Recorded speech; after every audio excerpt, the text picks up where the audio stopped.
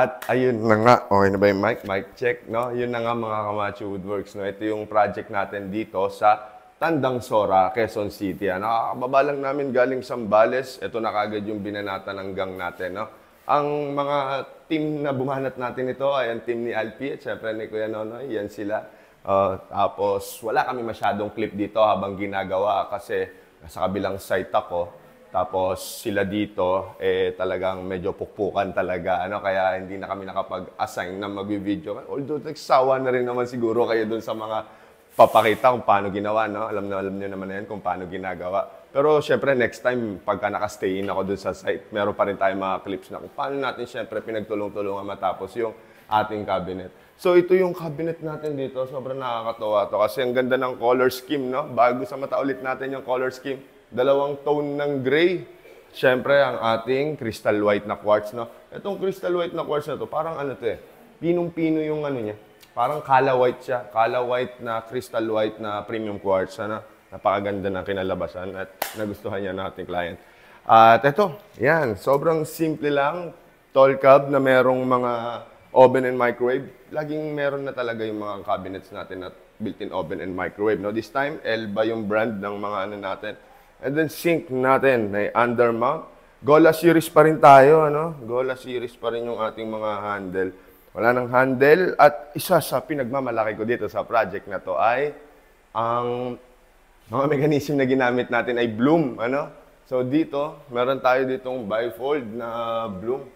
Eto, no choice ako dito, kundi bloom ang gamitin talaga kasi malaki yung pinto namin.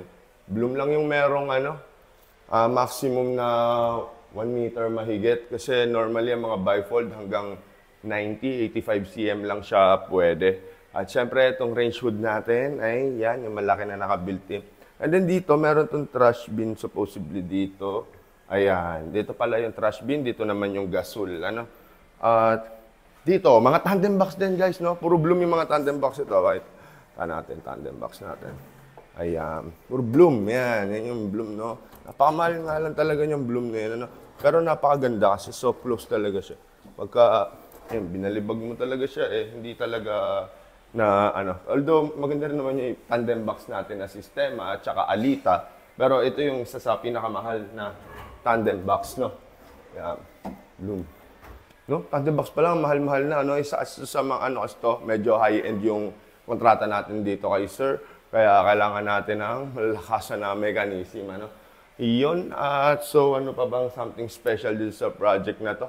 Ang special dito, abangan nyo yung mga repeat natin dito kasi dinodrawing na ngayon sa shop natin, ay sa office natin, yung mga closet, mga entertainment. Dito, may entertainment pa tayo. Kasama actually yung project natin dito.